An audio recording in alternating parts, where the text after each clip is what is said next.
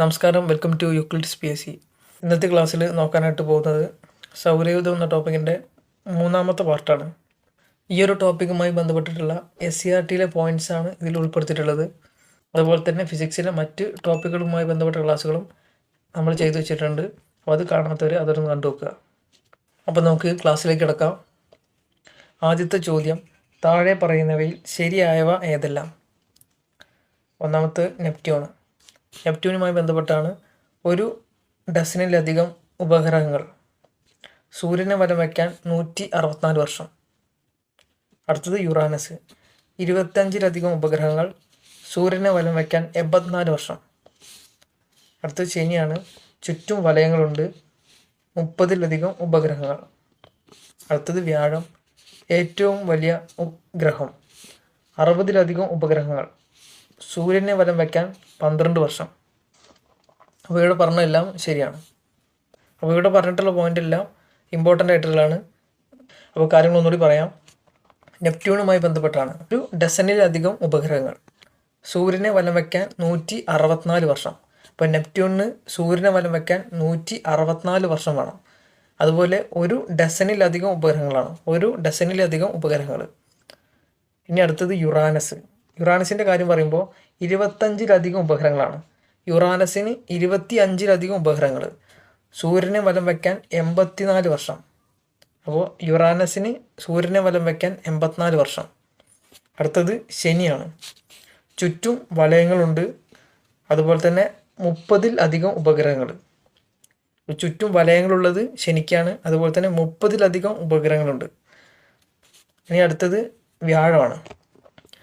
വ്യാഴത്തിൻ്റെ കാര്യം പറയുമ്പോൾ ഏറ്റവും വലിയ ഗ്രഹമാണ് വ്യാഴം. അതുപോലെ തന്നെ 60ലധികം ഉപഗ്രഹങ്ങളുണ്ട്. 60ലധികം ഉപഗ്രഹങ്ങൾ. സൂര്യനെ വലം വയ്ക്കാൻ 12 വർഷം ആവശ്യമാണ്.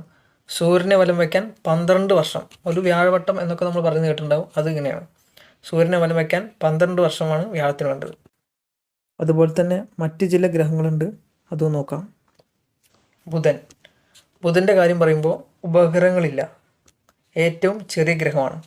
അപ്പോൾ ബുധൻ എന്ന് പറഞ്ഞു കഴിഞ്ഞാൽ സോളാർ സിസ്റ്റത്തിലെ ഏറ്റവും ചെറിയ ഉപഗ്രഹമാണ്. അതുപോലെ തന്നെ അതിൻ്റെ ഉപഗ്രഹങ്ങളൊന്നും തന്നെ ഇല്ല. ബുധൻ ഏറ്റവും ചെറിയ ഗ്രഹമാണ്, അതുപോലെ ഉപഗ്രഹങ്ങളില്ല. ഇനി സൂര്യനെ കുറിച്ച് പറയുമ്പോൾ സൗരയൂഥത്തിൻ്റെ ഒരു നക്ഷത്രമാണ് സൂര്യൻ.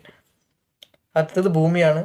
ബഹിരാകാശത്ത് നിന്ന് നോക്കുമ്പോൾ നീല നിറം, ജീവൻ നിലനിൽക്കുന്നതായി കണ്ടെത്തിയിട്ടുള്ള ഏക ഗ്രഹം, ഒരു ഉപഗ്രഹമാണ് ചന്ദ്രൻ. ഓക്കെ, ഇതൊക്കെ നമുക്ക് അറിയാം ഭൂമിയെ പറ്റിയിട്ട്. ഇനി അടുത്തത് ശുക്രനാണ്. ഏറ്റവും തിളക്കമുള്ള ഗ്രഹമാണ് ശുക്രൻ. ഏറ്റവും ചൂടുള്ള ഗ്രഹമാണ് ശുക്രൻ. ഉപഗ്രഹങ്ങളൊന്നും തന്നെ ഇല്ല. അപ്പോൾ ശുക്രനെ കുറിച്ച് പറയുമ്പോൾ തിളക്കമുള്ള ഗ്രഹമാണ് ശുക്രൻ, ഏറ്റവും ചൂടുള്ള ഗ്രഹമാണ് ശുക്രൻ, അതുപോലെ തന്നെ ഉപഗ്രഹങ്ങളില്ല. ബുധനും ഉപഗ്രഹങ്ങളില്ല, ശുക്രനും ഉപഗ്രഹങ്ങളില്ല. ഇനി അടുത്തത് ചൊവ്വ. 2 ഉപഗ്രഹങ്ങളാണ് ചൊവ്വയ്ക്കുള്ളത്. പണ്ട് ജലം ഒഴുകിയിരുന്നതിൻ്റെ സൂചനകൾ കണ്ടെത്തിയിട്ടുണ്ട്. അപ്പോൾ ചൊവ്വയുടെ കാര്യം പറയുമ്പോൾ 2 ഉപഗ്രഹങ്ങളാണുള്ളത്. അതുപോലെ പണ്ട് ജലം അവിടെ ഒഴുകിയിരുന്നു. അപ്പോൾ അത് മനസ്സിലാക്കി വയ്ക്കുക. അതുപോലെ തന്നെ നമ്മൾ പഠിച്ചു വെക്കേണ്ട വേറൊരു കാര്യമുണ്ട്. സൂര്യനോട് ഏറ്റവും അടുത്തുള്ള ഗ്രഹമാണ് ബുധൻ. ഓക്കെ, സൂര്യനോട് ഏറ്റവും അടുത്തുള്ളത് ബുധനാണ്. അത് കഴിഞ്ഞാൽ ഏറ്റവും അടുത്തുള്ളത് ശുക്രനാണ്. ശുക്രൻ കഴിഞ്ഞാൽ ഭൂമിയാണ്. ഭൂമി കഴിഞ്ഞാൽ ചൊവ്വയാണ്. അത് കഴിഞ്ഞാൽ ഒരു ആസ്ട്രോയിഡിൻ്റെ ഒക്കെ ഒരു ബെൽറ്റ് ഉണ്ട്. അത് കഴിഞ്ഞിട്ട് വ്യാഴം കഴിഞ്ഞാൽ ശനി, പിന്നെ യുറാനസ്, നെപ്റ്റ്യൂൺ. അപ്പോൾ ഓർഡർ ഇങ്ങനെയാണ്. സൂര്യനോട് ഏറ്റവും അടുത്തുള്ളത് ബുധനാണ്. അത് കഴിഞ്ഞാൽ ശുക്രനാണ്, പിന്നെ ഭൂമി, പിന്നെ ചൊവ്വ കഴിഞ്ഞാൽ പിന്നീട് വ്യാഴം, ശനി, യുറാനസ്, നെപ്റ്റ്യൂൺ. അങ്ങനെയാണ് ഉപഗ്രഹങ്ങളുടെ ഒരു അറേഞ്ച്മെൻറ്റ്സ്. അതുപോലെ തന്നെ വലിപ്പത്തിൻ്റെ അടിസ്ഥാനത്തിൽ നോക്കുമ്പോൾ ഏറ്റവും വലുത് ഏതെന്ന് വെച്ച് കഴിഞ്ഞാൽ അത് വ്യാഴമാണ്. വ്യാഴം കഴിഞ്ഞാൽ ഏറ്റവും വലുത് ശനിയാണ്. ശനി കഴിഞ്ഞാൽ ഏറ്റവും വലുത് യുറാനസാണ്. യുറാനസ് കഴിഞ്ഞാൽ ഏറ്റവും വലുത് നെപ്റ്റ്യൂണാണ്. നെപ്റ്റ്യൂൺ കഴിഞ്ഞാൽ ഏറ്റവും വലുത് ഭൂമിയാണ്. ഭൂമി കഴിഞ്ഞാൽ ഏറ്റവും വലുത് ചൊവ്വയാണ്. ചൊവ്വ കഴിഞ്ഞാൽ ഏറ്റവും വലുത് ശുക്രനാണ്. ശുക്രൻ കഴിഞ്ഞാൽ പിന്നെ ബുധനാണ്. അപ്പോൾ അത്രയും കാര്യങ്ങളൊക്കെ ഒന്ന് മനസ്സിലാക്കി വയ്ക്കുക. ഓക്കെ, ഇനി അടുത്തൊരു ക്വസ്റ്റ്യൻ. താഴെ പറയുന്നവയിൽ ശരിയായ പ്രസ്താവനകൾ ഏതെല്ലാം? സൂര്യനോട് ഏറ്റവും അടുത്ത് സ്ഥിതി ചെയ്യുന്ന ഗ്രഹമാണ് ബുധൻ. അടുത്തൊരു പ്രസ്താവന, പ്രഭാത നക്ഷത്രം, പ്രദോഷ നക്ഷത്രം എന്നിങ്ങനെ അറിയപ്പെടുന്നത് ശുക്രനാണ്. പ്രഭാത നക്ഷത്രം, പ്രദോഷ നക്ഷത്രം എന്നിങ്ങനെ അറിയപ്പെടുന്നത് ശുക്രനാണ്. ജീവൻ നിലനിൽക്കുന്ന ഒരേ ഒരു ഗ്രഹമാണ് ഭൂമി. ചുവന്ന ഗ്രഹം എന്നറിയപ്പെടുന്നത് ചൊവ്വയാണ്. അപ്പോൾ എല്ലാ പ്രസ്താവനകളും ശരിയാണ്. അപ്പോൾ ഈ പ്രസ്താവന ഒന്ന് നോക്കുക. സൂര്യനോട് ഏറ്റവും അടുത്ത് സ്ഥിതി ചെയ്യുന്നത് ബുധനാണ്. പ്രഭാത നക്ഷത്രം, പ്രദോഷ നക്ഷത്രം എന്നൊക്കെ പറയുന്നത് ശുക്രനാണ്. പ്രഭാത നക്ഷത്രം, പ്രദോഷ നക്ഷത്രം എന്നൊക്കെ പറയുന്നത് ശുക്രനാണ്. പിന്നെ നമുക്കറിയാം ജീവൻ നിലനിൽക്കുന്ന ഒരേ ഗ്രഹം ഭൂമിയാണ്. ചുവന്ന ഗ്രഹം എന്നറിയപ്പെടുന്ന ചൊവ്വയാണ്. അതുപോലെ താഴെ കുറച്ച് പോയിന്റ്സ് കൊടുത്തിട്ടുണ്ട്. ഏറ്റവും വലിയ ഗ്രഹമാണ് വ്യാഴം. ഏറ്റവും വലിയ ഗ്രഹം വ്യാഴമാണ്. വലുപ്പത്തിൽ 2ാം സ്ഥാനത്തുള്ള ഗ്രഹം ശനിയാണ്. ഏറ്റവും തണുപ്പുള്ള ഗ്രഹം യുറാനസ് ആണ്. ഏറ്റവും തണുപ്പുള്ള ഗ്രഹമാണ് യുറാനസ്. ഏറ്റവും തണുപ്പുള്ള ഗ്രഹമാണ് യുറാനസ്. സൂര്യനിൽ നിന്ന് ഏറ്റവും അകലെ സ്ഥിതി ചെയ്യുന്ന ഗ്രഹമാണ് നെപ്റ്റ്യൂൺ. സൂര്യനിൽ നിന്ന് ഏറ്റവും അകലെ സ്ഥിതി ചെയ്യുന്നത് നെപ്റ്റ്യൂണാണ്. അതുപോലെ കുറച്ച് വേറെ പോയിന്റ്സ് കൂടി നോക്കാം. ഇവിടെ ഗലീലിയോനെ പറ്റിയിട്ട് എന്തൊക്കെ പറയുന്നത് നോക്കാം. ഇറ്റലിക്കാരനായ ഊർജ തന്ത്രജ്ഞൻ, വാനനിരീക്ഷകൻ, ഗണിതശാസ്ത്രജ്ഞൻ, തത്വചിന്തകൻ, സ്വയം നിർമ്മിച്ച ദൂരദർശിനി ഉപയോഗിച്ച് വാനനിരീക്ഷണത്തിന് തുടക്കമിട്ടത് ഇദ്ദേഹമാണ്. വ്യാഴത്തിൻ്റെ 4 ഉപഗ്രഹങ്ങൾ കണ്ടെത്തി. അപ്പോൾ ഈ ഒരു കാര്യമാണ് ശ്രദ്ധിച്ചു വെക്കേണ്ടത്. ഗലീലിയോ ആണ് വ്യാഴത്തിൻ്റെ 4 ഉപഗ്രഹങ്ങൾ കണ്ടെത്തിയത്. 4 ഉപഗ്രഹങ്ങളെ ഗലീലിയോ കണ്ടെത്തി വ്യാഴത്തിൻ്റെ. ഓക്കെ, ഇനി അടുത്തത് ചൊവ്വയുടെയും വ്യാഴത്തിൻ്റെയും ഇടയിലായി സൂര്യനെ വലം വയ്ക്കുന്ന പാറക്കഷ്ണങ്ങളാണ് ക്ഷുദ്രഗ്രഹങ്ങൾ. ചൊവ്വയുടെയും വ്യാഴത്തിൻ്റെയും ഇടയിലായി സൂര്യനെ വലം വയ്ക്കുന്ന പാറക്കഷ്ണങ്ങളാണ് ക്ഷുദ്രഗ്രഹങ്ങൾ. അപൂർവമായി ഇവയിൽ ചിലത് ഭൂമിയിലേക്ക് വന്ന് ഭൂമിക്ക് തന്നെ ഭീഷണിയാകാറുണ്ട്. അപ്പോൾ നിങ്ങൾ ഈ പോയിന്റ് മനസ്സിലാക്കി വയ്ക്കുക. ചൊവ്വയുടെയും വ്യാഴത്തിൻ്റെ ഇടയിലാണ് ക്ഷുദ്രഗ്രഹങ്ങൾ. അതുപോലെ തന്നെ സൂര്യനെ ചുറ്റുന്ന 8 ഗ്രഹങ്ങൾ, അവയുടെ ഉപഗ്രഹങ്ങൾ, കുള്ളൻ ഗ്രഹങ്ങൾ, ക്ഷുദ്രഗ്രഹങ്ങൾ, ഉൽക്കകൾ, വാൽ നക്ഷത്രങ്ങൾ എന്നിവ ചേർന്നതാണ് സൗരയൂഥം. സൂര്യനെ ചുറ്റുന്ന 8 ഗ്രഹങ്ങൾ, അവയുടെ ഉപഗ്രഹങ്ങൾ, കുള്ളൻ ഗ്രഹങ്ങൾ, ക്ഷുദ്രഗ്രഹങ്ങൾ, ഉൽക്കകൾ, വാൽ നക്ഷത്രങ്ങൾ എന്നിവ ചേർന്നതാണ് സൗരയൂഥം. സൗരയൂഥത്തിൻ്റെ കേന്ദ്രം സൂര്യനാണ്. അടുത്തത് വാൽ നക്ഷത്രമാണ്. സൗരയൂഥത്തിൽ അപൂർവമായി എത്തുന്ന വിരുന്നുകാരാണ് വാൽ നക്ഷത്രങ്ങൾ അഥവാ ധൂമകേതുക്കൾ, കോമറ്റ്സ് എന്ന് പറയും. സൗരയൂഥത്തിൽ അപൂർവമായി എത്തുന്ന വിരുന്നുകാരാണ് വാൽ നക്ഷത്രങ്ങൾ അഥവാ ധൂമകേതുക്കൾ. പാറ, പൊടി, ഹിമം എന്നിവ ചേർന്നാണ് വാൽ നക്ഷത്രങ്ങൾ രൂപപ്പെടുന്നത്. സൂര്യനോടടുക്കുമ്പോൾ അവയുടെ വാല് സൂര്യപ്രകാശമേറ്റ് തിളങ്ങുന്നു. സൂര്യനോടടുക്കുമ്പോൾ ഇവയുടെ വാൽ എന്ത് ചെയ്യും? സൂര്യപ്രകാശമേറ്റ് തിളങ്ങുന്നു. അപ്പോൾ ഇവിടെ വാൽ നക്ഷത്രങ്ങൾ വെച്ച് പറയുമ്പോൾ പാറ, പൊടി, ഹിമം എന്നിവ ചേർന്നാണ് വാൽ നക്ഷത്രങ്ങൾ രൂപപ്പെടുന്നത്. സൂര്യനോടടുക്കുമ്പോൾ ഇവയെ വാല് സൂര്യപ്രകാശമേറ്റ് തിളങ്ങുന്നു. ഇനി നമ്മൾ നേരത്തെ പറഞ്ഞ ആ ഒരു ക്ഷുദ്രഗ്രഹം, ചൊവ്വയ്ക്കും വ്യാഴത്തിനും ഇടയിൽ കാണപ്പെടുന്ന ചെറുഗ്രഹങ്ങൾ പോലുള്ള ശിലാകഷ്ണങ്ങളാണ് ക്ഷുദ്രഗ്രഹങ്ങൾ. ഇനി അടുത്ത് കുള്ളൻ ഗ്രഹങ്ങളാണ്. സൗരയൂഥത്തിൽ സൂര്യന് ചുറ്റും പരിക്രമണം ചെയ്യുന്ന ഗ്രഹങ്ങളെക്കാൾ ചെറുതും ഗോളാകൃതിയുള്ളതുമായ വസ്തുക്കളാണ് കുള്ളൻ ഗ്രഹങ്ങൾ. സൗരയൂഥത്തിൽ സൂര്യന് ചുറ്റും പരിക്രമണം ചെയ്യുന്ന ഗ്രഹങ്ങളെക്കാൾ ചെറുതും ഗോളാകൃതിയുള്ളതുമായിട്ടുള്ള വസ്തുക്കളാണ് കുള്ളൻ ഗ്രഹങ്ങൾ. ഓക്കെ,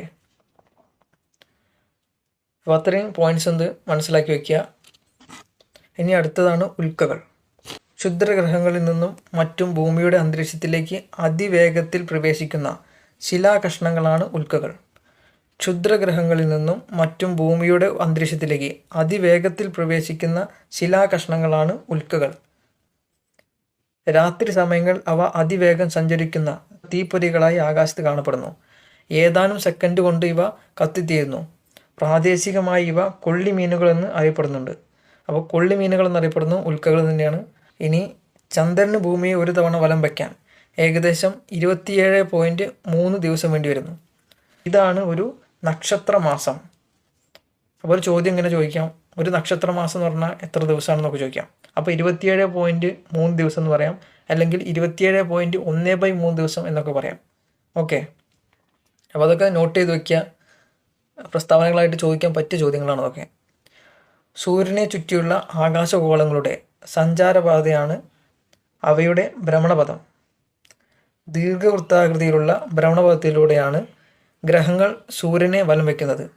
ഗ്രഹങ്ങളെ അവയുടെ നിശ്ചിത ഭ്രമണപഥത്തിൽ കൂടി സഞ്ചരിക്കുവാൻ സഹായിക്കുന്നത് ഗ്രഹങ്ങളും സൂര്യനും തമ്മിലുള്ള ആകർഷണ ബലമാണ്. ഗ്രഹങ്ങളെ അവയുടെ നിശ്ചിത ഭ്രമണപഥത്തിൽ കൂടി സഞ്ചരിക്കുവാൻ സഹായിക്കുന്നത് ഗ്രഹങ്ങളും സൂര്യനും തമ്മിലുള്ള ആകർഷണ ബലമാണ്. അപ്പോൾ ഇത്രയും പോയിന്റ്സൊക്കെ നന്നായി തന്നെ മനസ്സിലാക്കി വയ്ക്കുക. ഇനി അടുത്തൊരു ക്വസ്റ്റ്യൻ. താഴെ പറയുന്ന പ്രസ്താവനകളിൽ ശരിയായത് ഏതെല്ലാം? ഒന്നാമത്തെ പ്രസ്താവന, സൗരയൂഥത്തിൽ ശയനപ്രദക്ഷിണം നടത്തുന്ന ഒരു ഗ്രഹമാണ് യുറാനസ്. മറ്റു ഗ്രഹങ്ങൾ പമ്പരം പോലെയാണ് സ്വയം കറങ്ങുന്നതെങ്കിൽ യുറാനസ് വാഹനങ്ങളുടെ ചക്രം പോലെയാണ് കറങ്ങുന്നത്. അടുത്തൊരു പോയിന്റ്, ശുക്രനിൽ സൂര്യോദയം പടിഞ്ഞാറാണ്. ചന്ദ്രനിൽ പകലും നക്ഷത്രങ്ങളെ കാണാം. ഈ പ്രസ്താവനകളെല്ലാം ശരിയാണ്. അപ്പോൾ ഇങ്ങനെയാണ് പറയുന്നത്, സൗരയൂഥത്തിൽ ശയനപ്രദക്ഷിണം നടത്തുന്ന ഒരു ഗ്രഹമാണ് യുറാനസ്. ഓക്കെ, സൗരയൂഥത്തിൽ ശയനപ്രദക്ഷിണം നടത്തുന്ന ഗ്രഹമാണ് യുറാനസ്. മറ്റു ഗ്രഹങ്ങൾ പമ്പരം പോലെയാണ് സ്വയം കറങ്ങുന്നതെങ്കിൽ യുറാനസ് വാഹനങ്ങളുടെ ചക്രം പോലെയാണ് കറങ്ങുന്നത്. അപ്പോൾ അത് നന്നായിട്ട് മനസ്സിലാക്കി വയ്ക്കുക. അതുപോലെ ശുക്രനിൽ സൂര്യോദയം പടിഞ്ഞാറാണ്. ചന്ദ്രനിൽ പകലും നക്ഷത്രങ്ങളെ കാണാം. ഇനി അടുത്തൊരു ക്വസ്റ്റ്യൻ നോക്കാം. ഒരു ആകാശഗോളം ഗ്രഹമായി പരിഗണിക്കപ്പെടണമെങ്കിൽ ഇന്റർനാഷണൽ ആസ്ട്രോണമിക്കൽ യൂണിയൻ ഏർപ്പെടുത്തിയ ഈ നിബന്ധനകൾ ഏതെല്ലാമാണ്? ഒന്നാമത്തേത്, അതിന് ഗോളാകൃതി ഉണ്ടായിരിക്കണം. അവ സൂര്യനെ വലം വയ്ക്കണം. അവയ്ക്ക് തനതായും തടസ്സമില്ലാത്തതുമായിട്ടുള്ള ഭ്രമണപഥം വേണം. അപ്പോൾ ഇവിടെ എല്ലാ പ്രസ്താവനകളും ശരിയാണ്. അപ്പോൾ ഗ്രഹമായിട്ട് പരിഗണിക്കണം എന്നുണ്ടെങ്കിൽ അതിനെന്ത് വേണം? ഗോളാകൃതി ഉണ്ടായിരിക്കണം, ഒന്ന്. അതുപോലെ തന്നെ അത് സൂര്യനെ വലം വയ്ക്കണം. മൂന്നാമത്തേത്, തനതായ തടസ്സമില്ലാത്തതുമായ ഭ്രമണപഥം വേണം. അവയ്ക്ക് തനതായതും തടസ്സമില്ലാത്തതുമായ ഭ്രമണപഥം വേണം. ഇനി അടുത്തൊരു ചോദ്യം, പ്ലൂട്ടോയുമായി ബന്ധപ്പെട്ട ശരിയായ പ്രസ്താവനകൾ ഏതെല്ലാം? ഒന്നാമത്തേത്, ഈ അടുത്ത കാലം വരെ പ്ലൂട്ടോ ഗ്രഹമായി പരിഗണിച്ചിരുന്നു. രണ്ടാമത്തെ പ്രസ്താവന, ഇന്റർനാഷണൽ ആസ്ട്രോണമിക്കൽ യൂണിയൻ 2006 ഓഗസ്റ്റിൽ പ്ലൂട്ടോയുടെ ഗ്രഹപദവി നീക്കി അതിനെ കുള്ളൻ ഗ്രഹമായിട്ട് പ്രഖ്യാപിച്ചു. അടുത്ത പ്രസ്താവന, നെപ്റ്റ്യൂണിൻ്റെ ഭ്രമണപഥം മുറിച്ച് കടക്കുന്നത് കൊണ്ടും സ്വന്തം ഗ്രഹമായ ഷാരോണിനെ ചുറ്റുന്നുകൊണ്ടുമാണ് ഇത്തരമൊരു തീരുമാനമെടുത്തത്. ഇവിടെ എല്ലാ പ്രസ്താവനകളും ശരിയാണ്. ഇവിടെ പ്ലൂട്ടോയുമായി ബന്ധപ്പെട്ട പ്രസ്താവനകളാണ്. ഈ അടുത്ത കാലം വരെ പ്ലൂട്ടോ എന്തായിരുന്നു? ഗ്രഹമായിരുന്നു. ഇന്റർനാഷണൽ ആസ്ട്രോണമിക്കൽ യൂണിയൻ 2006 ഓഗസ്റ്റിൽ പ്ലൂട്ടോയെ ഗ്രഹപദവിയിൽ നിന്ന് നീക്കി ഇതിനെ കുള്ളൻ ഗ്രഹമായി പ്രഖ്യാപിച്ചു. ഈ വർഷം നിങ്ങൾ ശരിക്കും നോക്കി വയ്ക്കുക. 2006 ഓഗസ്റ്റിൽ എന്ത് ചെയ്തു? പ്ലൂട്ടോയെ ഗ്രഹപദവിയിൽ നിന്ന് നീക്കിയിട്ടുണ്ട് 2006. അതുപോലെ തന്നെ നെപ്റ്റ്യൂണിൻ്റെ ഭ്രമണപഥം മുറിച്ച് കടന്നുകൊണ്ടും സ്വന്തം ഉപഗ്രഹമായ ഷാരോണിനെ ചുറ്റുന്നുകൊണ്ടുമാണ് ഇത്തരം ഒരു തീരുമാനമെടുത്തത്. നെപ്റ്റ്യൂണിൻ്റെ ഭ്രമണപഥം മുറിച്ച് കടന്നു. അതുപോലെ തന്നെ പ്ലൂട്ടോൻ്റെ ഒരു ഉപഗ്രഹമാണ് ഷാരോൺ. ആ ഷാരോനെ ചുറ്റും കൂടി ഈ ഒരു പ്ലൂട്ടോ ചെയ്തു. അപ്പോൾ അങ്ങനെ ചെയ്യുമ്പോൾ അതിനെ ഗ്രഹമായിട്ട് പരിഗണിക്കാൻ പറ്റില്ല. അതിനെ കുള്ളൻ ഗ്രഹമായിട്ട് എന്ത് ചെയ്തു? പ്രഖ്യാപിച്ചു. അപ്പോൾ അത്തരം കാര്യങ്ങളാണ് പ്ലൂട്ടോയുമായി ബന്ധപ്പെട്ടത്. അപ്പോൾ ഇവിടെ പോയിന്റ് ഉണ്ട്, അത് നമുക്ക് നോക്കാം. സൗരയൂഥത്തിൽ അപൂർവമായി എത്തുന്ന വിരുന്നുകാരാണ് വാൽ നക്ഷത്രങ്ങൾ. പേര് സൂചിപ്പിക്കുന്നത് പോലെ ഇവ നക്ഷത്രങ്ങളല്ല, ശുദ്ധ ഹിമപദാർത്ഥങ്ങളാണിവ. സൂര്യനോട് അടുക്കുമ്പോൾ രൂപം കൊള്ളുന്ന അവയുടെ വാൽ സൂര്യപ്രകാശമേറ്റ് തിളങ്ങുന്നു. സൂര്യനെ ചുറ്റുന്നുവെങ്കിലും ഇവ വളരെ അപൂർവമായി മാത്രമേ സൂര്യനോട് അടുത്തു വരാറുള്ളൂ. സൂര്യനോട് അടുക്കുംതോറും ഇവയുടെ വാലിന് നീളവും ശോഭയുമേറും. 2013 എത്തിയ വാൽനക്ഷത്രമാണ് ഐസൺ. 2013 എത്തിയ വാൽനക്ഷത്രമാണ് ഐസൺ. അപ്പോൾ ഇവിടെ ഇത്രയേ ഉള്ളൂ. സൗരയൂഥത്തിൽ അപൂർവമായി എത്തുന്നതാണ് വാൽനക്ഷത്രങ്ങൾ. അതുപോലെ തന്നെ അവ നക്ഷത്രങ്ങളല്ല, ശുദ്ധ ഹിമപദാർത്ഥങ്ങളാണ്. അതുപോലെ തന്നെ ഇവ സൂര്യനോട് അടുക്കുമ്പോൾ അവയുടെ വാല് സൂര്യപ്രകാശമേറ്റ് തിളങ്ങുന്നു. പിന്നെ മനസ്സിലാക്കേണ്ടത് 2013 എത്തിയ വാൽനക്ഷത്രമാണ് ഐസൺ. അപ്പോൾ ഇത്രയും കാര്യങ്ങളൊന്ന് മനസ്സിലാക്കി വയ്ക്കുക. അതുപോലെ തന്നെ മറ്റൊരു പോയിന്റാണ്, ബഹിരാകാശത്ത് നിന്ന് ഭൂമിയുടെ അന്തരീക്ഷത്തിലേക്ക് വരുന്ന പല വലിപ്പമുള്ള പാറകഷ്ണങ്ങളാണ് ഉൽക്കകൾ. ബഹിരാകാശത്ത് നിന്ന് ഭൂമിയുടെ അന്തരീക്ഷത്തിലേക്ക് കടക്കുന്ന പല വലിപ്പമുള്ള പാറകഷ്ണങ്ങളാണ് ഉൽക്കകൾ. അതുപോലെ തന്നെ അന്തരീക്ഷത്തിലേക്ക് കടക്കുമ്പോൾ വായുവുമായി ഉരഞ്ഞിവ കത്തും. അതാണ് നമ്മൾ ആകാശത്ത് കാണുന്ന മിന്നിമറയുന്ന പ്രകാശം. കത്തിത്തീരാതെ ഭൂമിയിലേക്ക് വീഴുന്ന ഉൽക്കകൾ അവശിഷ്ടങ്ങളാണ് ഉൽക്കാശിലകൾ. ജസ്റ്റ് ഒന്ന് മനസ്സിലാക്കി വെച്ചാൽ മതി. ഇനി അടുത്തൊരു ക്വസ്റ്റ്യൻ നോക്കാം. സൗരയൂഥം ഉൾപ്പെടുന്ന ഗാലക്സി ഏതാണ്? ഉത്തരം ക്ഷീരപഥം അഥവാ മിൽക്കി വേ. സൗരയൂഥം ഉൾപ്പെടുന്ന ഗാലക്സിയാണ് ക്ഷീരപഥം. ആകാശഗംഗ എന്നും ഇതിനെ വിളിക്കാറുണ്ട്. ഇതിൽ ഏതാണ്ട് 10,000 കോടിയോളം നക്ഷത്രങ്ങളുണ്ട്. കോടിക്കണക്കിന് ഗാലക്സികൾ ഉൾക്കൊള്ളുന്നതാണ് പ്രപഞ്ചം. അപ്പോൾ സംഭവം ഇത്രയേ ഉള്ളൂ. സൗരയൂഥം ഉൾപ്പെടുന്ന ഗാലക്സിയാണ് ക്ഷീരപഥം. ആകാശഗംഗ എന്നും ഇതിനെ വിളിക്കാറുണ്ട്. ഇതിലേതാണ്ട് 10,000 കോടിയോളം നക്ഷത്രങ്ങളുണ്ട്. കോടിക്കണക്കിന് ഗാലക്സികൾ ഉൾക്കൊള്ളുന്നതാണ് പ്രപഞ്ചം. ഓക്കെ, ഇനി ഞാനൊരു ചോദ്യം ചോദിക്കാം, നിങ്ങൾക്ക് ഉത്തരം കണ്ടെത്താൻ പറ്റുന്നത് നോക്കുക. സൗരയൂഥത്തിൽ ക്ഷുദ്രഗ്രഹങ്ങളുടെ സ്ഥാനം ചുവടെ ചേർത്തിരിക്കുന്നവയിൽ ഏതാണ്? ഓപ്ഷൻ ഇങ്ങനെയാണ്: ബുധനും ഭൂമിക്കിടയിൽ. രണ്ടാമത്തെ ഓപ്ഷൻ ഭൂമിക്കും ചൊവ്വയ്ക്കും ഇടയിൽ. മൂന്നാമത്തേത് ചൊവ്വയ്ക്കും വ്യാഴത്തിനുമിടയിൽ. നാലാമത്തേത് ബുധനും ശുക്രനും ഇടയിൽ. നമ്മൾ നേരത്തെ നോക്കിയിട്ടുള്ളൂ. അപ്പോൾ ഉത്തരം ഏതാണ്? ചൊവ്വയ്ക്കും വ്യാഴത്തിനും ഇടയിൽ. ഓക്കെ, ഇനി അടുത്തൊരു ക്വസ്റ്റ്യൻ. ഭൂമിയുടെ ആകൃതിക്ക് പറയുന്ന പേരെന്ത്? ഉത്തരം ജിയോയിഡ്.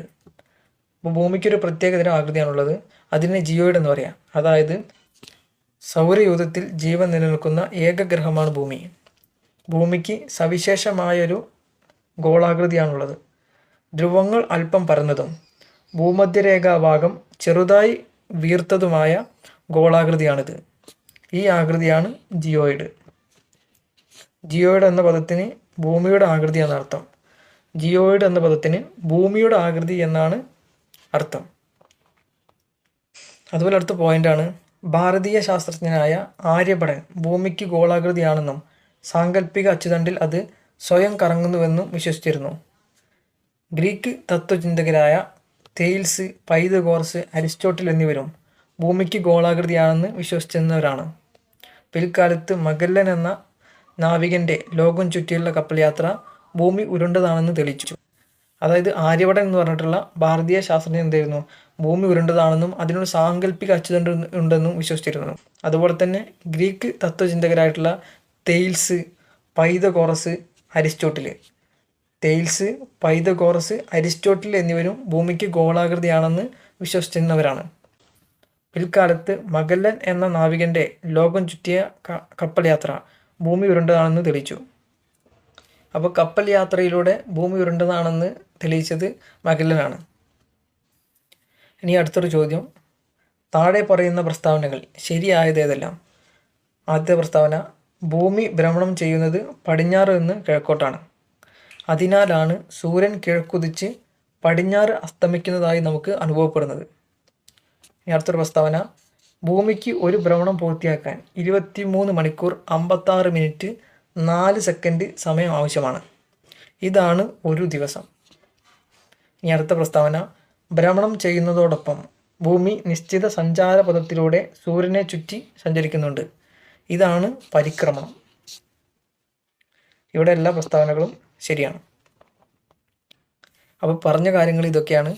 ഭൂമി ഭ്രമണം ചെയ്യുന്നത് പടിഞ്ഞാറ് നിന്ന് കിഴക്കോട്ടാണ്. അതിനാലാണ് സൂര്യൻ കിഴക്കുതിച്ച് പടിഞ്ഞാറ് അസ്തമിക്കുന്നതായിട്ട് നമുക്ക് അനുഭവപ്പെടുന്നത്. അതുപോലെ തന്നെ ഒരു ഭ്രമണം പൂർത്തിയാക്കാൻ ഭൂമിക്ക് വേണ്ടത് 23 മണിക്കൂർ 56 മിനിറ്റ് 4 സെക്കൻഡ്. അത് അങ്ങനെ തന്നെ പഠിച്ചോളാം. 23 മണിക്കൂർ 56 മിനിറ്റ് 4 സെക്കൻഡ്. അതുപോലെ തന്നെ ഭൂമി ഭ്രമണം ചെയ്യുന്നതോടൊപ്പം തന്നെ സൂര്യനെ വലം വയ്ക്കുന്നുണ്ട്. അതിനെ പരിക്രമണം എന്നാണ് പറയുക. നമുക്കറിയാമല്ലോ. അപ്പോൾ അത്രയും കാര്യങ്ങളാണ് അവിടെ ഉള്ളത്. അടുത്തൊരു ചോദ്യം, താഴെ പറയുന്ന പ്രസ്താവനകളിൽ ശരിയായവ ഏതെല്ലാം? ഒരു തവണ സൂര്യനെ ചുറ്റി സഞ്ചരിക്കാൻ ഭൂമിക്ക് 365 ദിവസം വേണം. ഇതിനെ ഒരു വർഷമായി കണക്കാക്കുന്നു. അടുത്തൊരു പ്രസ്താവന, ഭൂമിയുടെ പരിക്രമണത്തിൻ്റെ ഫലവും ഭൂമിയിൽ ലഭിക്കുന്ന സൗരോർജ്ജത്തിൻ്റെ ഏറ്റക്കുറച്ചിലുമാണ് വ്യത്യസ്ത ഋതുക്കൾ അനുഭവപ്പെടുന്നത്. അപ്പോൾ ഇവിടെ എല്ലാം ശരിയാണ്. അപ്പോൾ ഇവിടെ പറയുന്ന പ്രസ്താവന എന്താണെന്ന് വെച്ച് കഴിഞ്ഞാൽ, ഒരു തവണ സൂര്യനെ ചുറ്റി സഞ്ചരിക്കാൻ ഭൂമിക്ക് 365 ദിവസം വേണം. ഇതിനെ ഒരു വർഷമായിട്ട് കണക്കാക്കുന്നു. എല്ലാവർക്കും അറിയാതെ. അതുപോലെ തന്നെ ഭൂമിയുടെ പരിക്രമണത്തിൻ്റെ ഫലവും ഭൂമിയിൽ ലഭിക്കുന്ന സൗരോർജ്ജത്തിൻ്റെ ഏറ്റക്കുറച്ചിലുമാണ് വ്യത്യസ്ത ഋതുക്കൾ അനുഭവപ്പെടുന്നത്? ഇതൊന്ന് മനസ്സിലാക്കി വയ്ക്കുക. ഭൂമിയുടെ പരിക്രമണത്തിൻ്റെ ഫലവും, ഭ്രമണത്തിൻ്റെ അല്ല പരിക്രമണമാണ്, ഭൂമിയുടെ പരിക്രമണത്തിൻ്റെ ഫലവും ഭൂമിയിൽ ലഭിക്കുന്ന സൗരോർജത്തിൻ്റെ ഏറ്റക്കുറച്ചിലുമാണ് വ്യത്യസ്ത ഋതുക്കൾ അനുഭവപ്പെടുന്നത്. ഋതുക്കൾ എന്ന് പറയുമ്പോൾ സീസണാണ്. ഓക്കെ, അടുത്തൊരു ചോദ്യം. താഴെ പറയുന്ന പ്രസ്താവനകളിൽ ശരിയായത് ഏതെല്ലാം? ഒരു പ്രദേശത്ത് നിശ്ചിത സമയത്ത് അനുഭവപ്പെടുന്ന ദിനാന്തരീക്ഷാവസ്ഥയാണ് ദിനാന്തരീക്ഷ സ്ഥിതി അഥവാ വെതർ എന്ന് പറയും. അടുത്തൊരു പ്രസ്താവന. നിശ്ചിത സമയത്തെ അന്തരീക്ഷത്തിലെ ഈർപ്പം, ചൂട്, മഴ, കാറ്റ്, മേഘം തുടങ്ങിയവ ദിനാന്തരീക്ഷ സ്ഥിതിയെ സ്വാധീനിക്കുന്നു. ഇനി അടുത്തത്. ദീർഘകാലമായി ഒരു പ്രദേശത്ത് അനുഭവപ്പെടുന്ന ദിനാന്തരീക്ഷാവസ്ഥിതിയുടെ ശരാശരിയാണ് കാലാവസ്ഥ. ദീർഘകാലമായി ഒരു പ്രദേശത്ത് അനുഭവപ്പെടുന്ന ദിനാന്തരീക്ഷ സ്ഥിതിയുടെ ശരാശരിയാണ് കാലാവസ്ഥ. എല്ലാ പ്രസ്താവനകളും ശരിയാണ്. ഒരു പ്രദേശത്ത് നിശ്ചിത സമയത്ത് അനുഭവപ്പെടുന്ന അന്തരീക്ഷാവസ്ഥയാണ് ദിനാന്തരീക്ഷ സ്ഥിതി. ഒരു പ്രദേശത്ത് നിശ്ചിത സമയത്ത് അനുഭവപ്പെടുന്ന അന്തരീക്ഷാവസ്ഥ. ഓക്കെ, അതുപോലെ തന്നെ ഈർപ്പം, ചൂട്, മഴ, കാറ്റ്, മേഘം തുടങ്ങിയവ ദിനാന്തരീക്ഷ സ്ഥിതിയെ സ്വാധീനിക്കുന്നു. ദീർഘകാലമായി ഒരു പ്രദേശത്ത് അനുഭവപ്പെടുന്ന ദിനാന്തരീക്ഷ സ്ഥിതിയുടെ ശരാശരിയാണ് കാലാവസ്ഥ. ദീർഘമായി ഒരു പ്രദേശത്ത് അനുഭവപ്പെടുന്ന ദിനാന്തരീക്ഷ സ്ഥിതിയുടെ ശരാശരിയാണ് കാലാവസ്ഥ. ഇനി അടുത്തൊരു ക്വസ്റ്റ്യൻ. പാതിരാ സൂര്യൻ്റെ നാട് എന്നറിയപ്പെടുന്ന രാജ്യമേത്? ഉത്തരം നോർവേ ആണ്. പാതിരാ സൂര്യൻ്റെ നാട് നോർവേ ആണ്. യൂറോപ്പിൻ്റെ വടക്ക് ഭാഗത്താണ് നോർവേ സ്ഥിതി ചെയ്യുന്നത്. വർഷത്തിൽ അധിക കാലവും മഞ്ഞു മൂടിക്കിടക്കുന്ന നോർവേയുടെ ഏറ്റവും വടക്കുള്ള പ്രദേശങ്ങളിൽ 6 മാസത്തോളം തുടർച്ചയായ പകലും 6 മാസത്തോളം തുടർച്ചയായ രാത്രിയുമാണ് അനുഭവപ്പെടുന്നത്. ഓക്കെ, അത് കൂടുതലായിട്ട് പറയേണ്ട ആവശ്യം ഉണ്ടാവും തോന്നുന്നില്ല. നമുക്കറിയാം നോർവേ എവിടെയുള്ളതെന്നൊക്കെ. അപ്പോൾ അത്രയും കാര്യങ്ങളാണ് അതേക്കുറിച്ച് പറയാനുള്ളത്. അപ്പോൾ ഇത്രയും കാര്യങ്ങളാണ് സൗരയൂഥവുമായി ബന്ധപ്പെട്ടത്. അപ്പോൾ ഇതോടുകൂടിയിട്ട് സൗരയൂഥം എന്ന ടോപ്പിക് കംപ്ലീറ്റ് ആയിട്ടുണ്ട്. അപ്പോൾ ഈ ഒരു ക്ലാസ് നിങ്ങൾക്ക് ഉപകാരപ്പെടും തോന്നുകയാണെങ്കിൽ ഒന്ന് സബ്സ്ക്രൈബ് എന്ന കാര്യം പരിഗണിക്കുക. അതുപോലെ ലൈക്ക് ചെയ്യുക, ഷെയർ ചെയ്യുക. അതുപോലെ കമൻറ്റ് ബോക്സ് ഉണ്ട്, അവിടെ നിങ്ങളുടെ അഭിപ്രായങ്ങൾ രേഖപ്പെടുത്തുക. അപ്പോൾ അടുത്തൊരു ക്ലാസ്സിൽ കാണാം. Thank you.